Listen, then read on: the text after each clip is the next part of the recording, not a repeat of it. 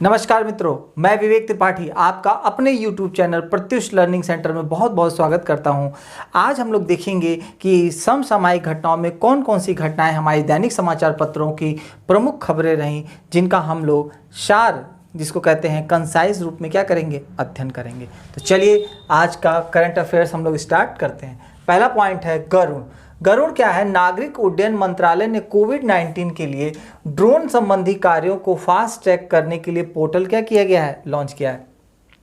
क्या है ये? ड्रोन के माध्यम से सैनिटाइजेशन का काम करना की एक प्रक्रिया है, जिसको तेजी से करने के लिए जब तक नागरिक उड्डयन मंत्रालय से परमिट नहीं होगा तब तक ड्रोन हवा में उड़ते हैं। उसी समय आपका हवाई जहाज, हेलीकॉप्टर्स, तमाम तरह की चीज़ें क्या गतिविधियां आकाश में होती हैं उड्डयन मंत्रालय के द्वारा। तो ड्रोन को परमिट लेने के लिए कि ड्रोन आराम से उस चीज़ को कर सके, इसीलिए ड्रोन का जो इसको गरुड़ नाम दिया गया है और उसका फुल फॉर्म होता है government authorisation for relief using drone. मतलब ड्रोन को आराम से उड़ने के लिए क्या हो सके, एथोराइजेशन मिल सके।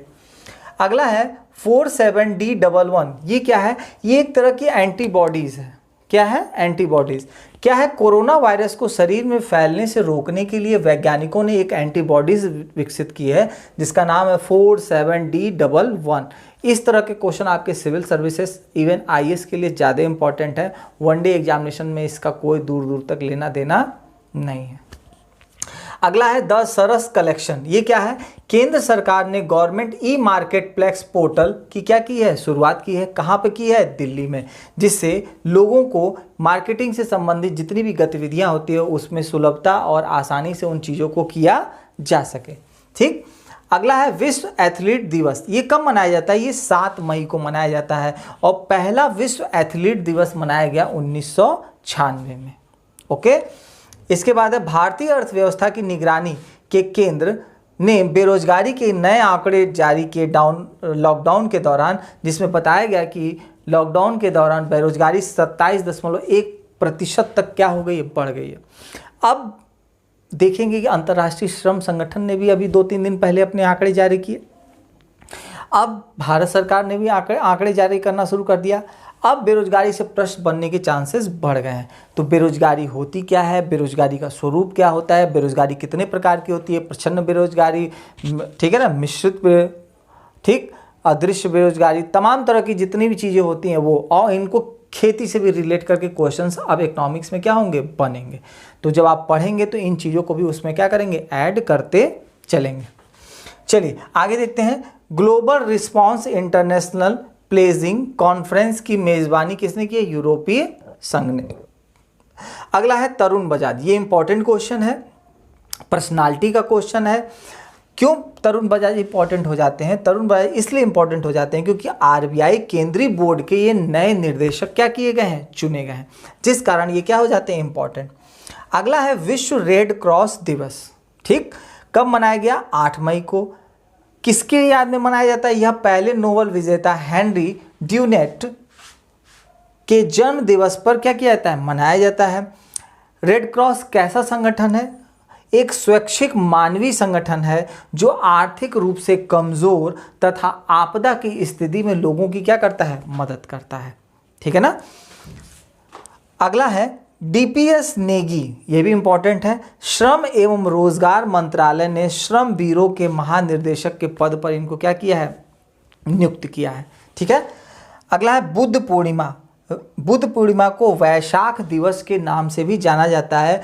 बुद्ध के जन्म दिवस तथा जब उनको आत्मबोध हुआ था उस कारण भी इसको जाना जाता है। ठीक है।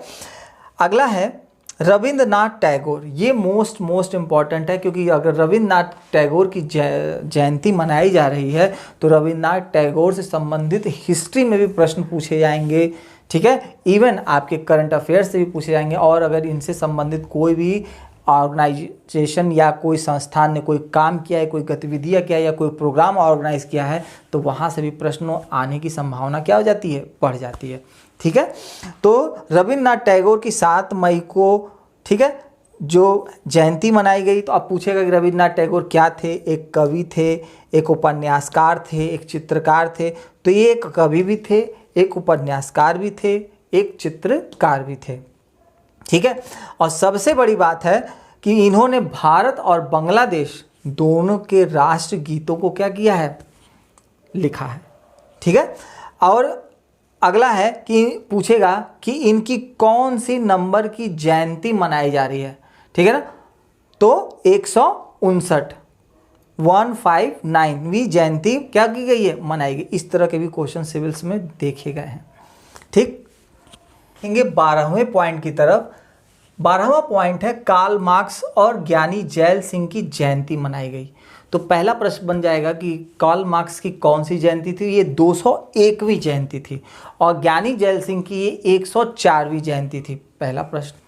दूसरा पूछेगा कि कार्ल मार्क्स कहाँ से थे, तो जर्मनी से। एक जर्मन दार्शनिक थे, अर्थशास्त्री थे, इतिहासकार थे, राजनीतिक सिद्धांतकार थे, समाजशास्त्री थे, बहुत तमाम प्रतिभाओं के क्या थे, धनी थे। तो आप पूछोगे कि और कहाँ से प्रश्न बनता है, तो ये भी पूछ सकता है कि कार्ल मार्क्स का मूल नाम क्या था। तो इनका नाम था हेनरिक मार्क्स, हेनरिक मार्क्स। ठीक है ना, मार्क्स, ध्यान रखिएगा।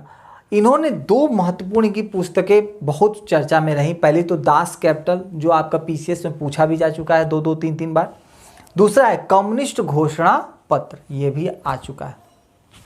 इसके अलावा 1864 में लंदन में इन्होंने अंतर्राष्ट्रीय मजदूर संघ की स्थापना की। तो आपसे पूछेगा कि अंतर्राष्ट्रीय मजदूर संघ की स्थापना किसने की, तो कार्ल मार्क्स ने की। पूछेगा कहां पर की, तो लंदन में की। ध्यान में रहेगा आपके प्रश्न।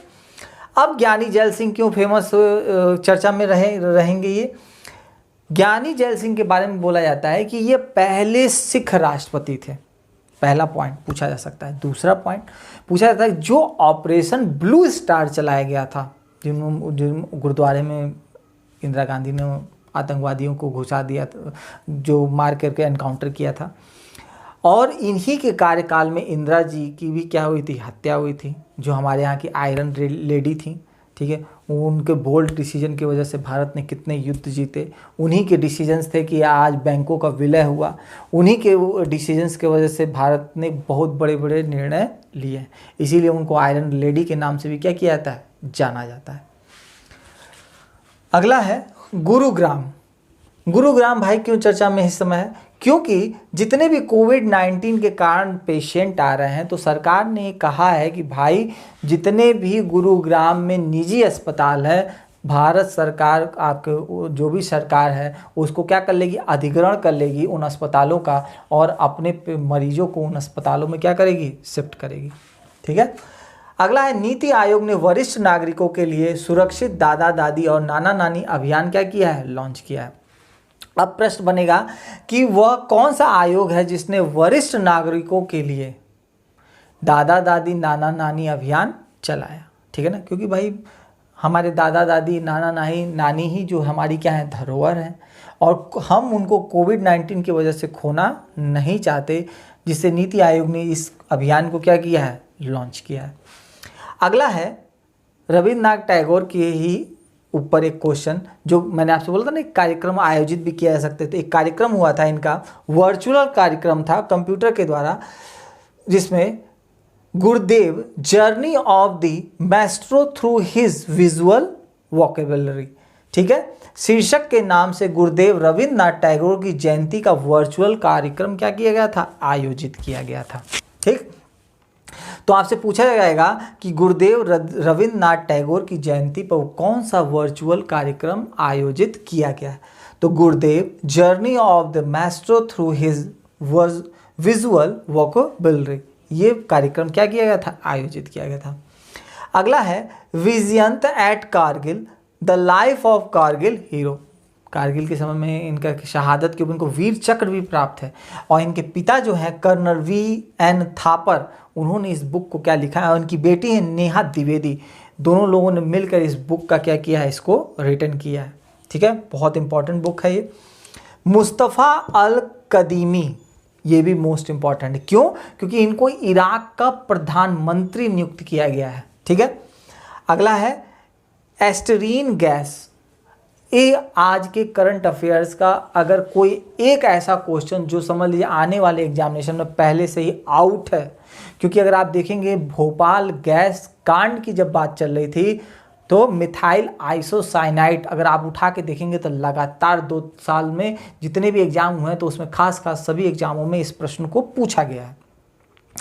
अब विशाखापट्टनम में भी ये कांड हो गया। ये क्या एक तरह से पॉलीथीन बनाने वाली क्या है प्लास्टिक जनरेट, और बहुत अच्छे क्वालिटी का प्लास्टिक जिसमें हमारे खाद्य सामान खाने की पैकेजिंग होती है, वहाँ वो प्लास्टिक का क्या होता है निर्माण होता है, और उस निर्माण कार्य के लिए एस्ट्रीन गैस का क्या होता है प्रयोग होता है। ठीक है, इसके ऊपर मैं एक वीडियो बहुत अच्छा बनाने वाला हूँ कि ये क्योंकि ये डिज़ास्टर मैनेजमेंट का पार्ट है। और डिज़ास्टर क्यों मैं इसके ऊपर वीडियो बनाऊंगा, क्योंकि अगर आप देखेंगे सिविल सर्विसेज का जो 4th पेपर होता है जो आपका एथिक्स का, उसमें डिज़ास्टर मैनेजमेंट एंड एथिक नीति शास्त्र दोनों चीज़ों को इंक्लूडिंग आता है कि अगर आप होते तो आप कैसा निर्णय लेते। तो डिज़ास्टर मैनेजमेंट जो उसमें जुड़ा हुआ है टॉपिक, उसके तहत यह बहुत इंपॉर्टेंट हो जाता है। इस पर मैं एक छोटी सी डॉक्यूमेंट्री टाइप की एक वीडियो क्या करूँगा लॉन्च करूँगा, जिससे आपको ये पता चल पाएगा कि वाकई में ये घटना घटी कैसे और इसके क्या क्या आगे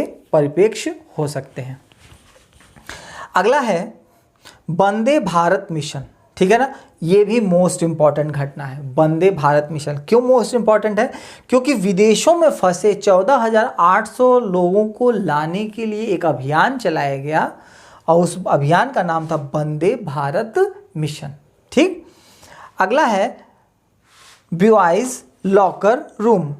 बॉयज लॉकर रूम क्या है ये इंस्टाग्राम पर एक समूह था जो महिलाओं के खिलाफ अभद्र टिप्पणी करने के लिए करंट में क्या है चर्चा में रहा है। ठीक है, जनरल नॉलेज में याद रखिएगा। अगला है नेटिक लुका सैंटिलॉस। ये क्या है, ये एक शैवाल है जो समुद्री शैवाल है जो अभी क्या है प्रजाति मिली है। तो ये प्रश्न आ कहाँ सकता है, ये सिविल सर्विसेज का क्वेश्चन है दोस्तों। वनडे के लिए इसको पढ़ने की कोई आवश्यकता नहीं है, लेकिन सिविल में ही इसके आने की 100% क्या है संभावना है। और लास्ट क्वेश्चन है आयुष कवच किस राज्य द्वारा, ये हमारे उत्तर प्रदेश के द्वारा क्या किया गया है अभियान चलाया गया है, इस ऐप को लॉन्च किया गया है। ठीक है, यह आज के महत्वपूर्ण प्रश्नों को, पहला है वर्षा हरित ग्राम योजना लॉन्च की किस राज्य ने। ठीक है, ऑपरेशन समुद्र सेतु शुरू किया गया किसके द्वारा, अल्ट्रा वायलेट डिसइंफेक्शन टावर किसके द्वारा विकसित किया गया, एग्जिट ऐप नामक नई ऐप लॉन्च किस राज्य द्वारा की गई, और विश्व हाथ स्वच्छता दिवस कब मनाया गया। ठीक है, बहुत अच्छे अच्छे क्वेश्चन हैं। और कल के उसमें आप लोगों में से सही उत्तर दिया है वैशाली प्रजापति, आकाश रैना, ज्योति सिंह, शिखा पांडे, हेमलता जी, सुनीता गुप्ता, पंकज चौधरी, अशोक कुमार, हेमंत गुप्ता, आशीष मिश्रा, पल्लवी राय, नुपुर शर्मा, शालिनी यादव, अनामिका त्रिपाठी, सरफराज, शिवांगी अग्रहरी, ममता कुमार, विनय प्रजापति, एसएस, उर्मिला पांडे, निधि शुक्ला, हिमांशु मिश्रा, दीपक राज, राम नारायण चौधरी। इसके बाद है PTGHJ, भोलू सिंह, कुमारी दीक्षा, रागनी त्रिपाठी, अक्षिता दीक्षित, कुमारी अंकिता, बिंदु इंदिरा। अगर किसी का इसके अलावा नाम अगर छूट जाता है तो जिस टाइम मैं इस डायरी पे लिख रहा था उस टाइम शायद उनका नाम मेरे पास ना आया हो, जिसकी वजह से छूट गया हो, तो आपको नाराज़ होने की आवश्यकता नहीं है। अगर ऐसा होगा तो मैं नेक्स्ट डे उनका नाम जरूर अनाउंस कर लूँगा। तो आपको घबराने की आवश्यकता नहीं कि अरे मेरा नाम नहीं बोले इसका मतलब मेरे आंसर्स गलत हैं क्या, ऐसा कुछ भी नहीं है। ये नाम इसलिए बोला जाता है कि आपको ये लगे कि आपने जब इतनी मेहनत की, क्वेश्चन को देखा, वीडियो को पूरा देखा, और वीडियो को पूरा देखने के बाद आपने प्रश्नों के उत्तर दिए, तो मेरा भी ये दायित्व बनता है आपके लिए थोड़ा सा कि मैं भी थोड़ा कष्ट उठाऊं आप लोगों के लिए, और कष्ट उठाने के लिए और आप लोगों का नाम एक डायरी में मेंटेन करूं कि वाकई में इतने लोगों ने ईमानदारी से सही आंसर्स दिए हैं। और ये मैं मान के चलता हूं कि आप लोग वीडियो पूरा देखते हैं, कोई भी ऐसा नहीं करता होगा कि लास्ट में केवल आंसर क्वेश्चंस को देख करके वीडियो बंद कर देता होगा।